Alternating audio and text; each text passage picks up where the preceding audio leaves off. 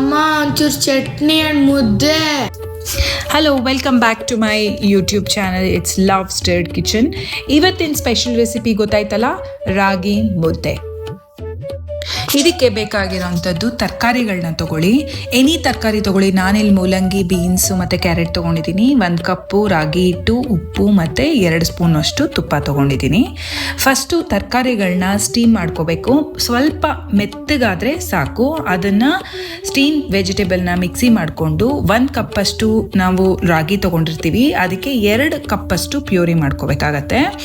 So 1 ಲೋಟ ತೊಗೊಂಡು ಅದಕ್ಕೆ 1 ಕಪ್ಪಷ್ಟು ಪ್ಯೂರಿ ಮತ್ತು ಸ್ವಲ್ಪ ನೀರು ಇನ್ನೊಂದು ಕಪ್ಪಿಗೆ ನೀರು ಹಾಕ್ಕೊಂಡು ಇನ್ನೊಂದು ಸ್ವಲ್ಪ ನೀರು ಮಾಡಿಕೊಂಡು ಅದನ್ನು 2 ಕಪ್ಪಷ್ಟು ಪ್ಯೂರಿನ ತೊಗೋಬೇಕಾಗತ್ತೆ.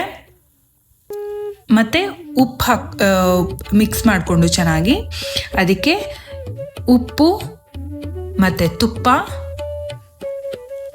ಹಾಕ್ಕೊಂಡು ಚೆನ್ನಾಗಿ ಬಾಯ್ಲ್ ಮಾಡೋಕ್ಕಿಡಬೇಕು.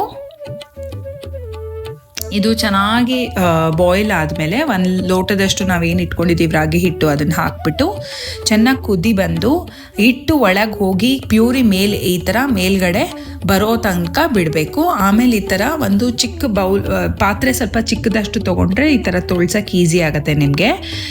ಹಿಟ್ಟು ಬೆಂದಿದ್ರೆ, ಮುದ್ದೆ ಬೆಂದಿದ್ರೆ ಕೆಳಗಡೆ ಅಂಟ್ಕೊಳ್ದಿರ ಬರುತ್ತೆ, ಆಗ ಮುದ್ದೆ ಬೆಂದಿದೆ ಅಂತ ಅರ್ಥ.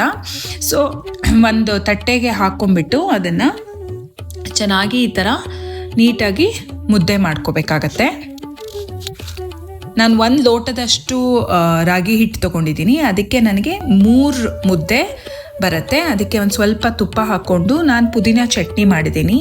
ಚಟ್ನಿ ಜೊತೆ ಅಲ್ಲ, ಈವನ್ ಮೊಸರು ಮತ್ತು ರಾಯ್ತ ಎಲ್ಲದ್ರ ಜೊತೆನೂ ನೀವು ಮುದ್ದೆನ ತೊಗೋಬೋದು. ಮಕ್ಕಳಿಗಂತೂ ಸಿಕ್ಕಾಪಟ್ಟೆ ಇಷ್ಟ ಆಗತ್ತೆ.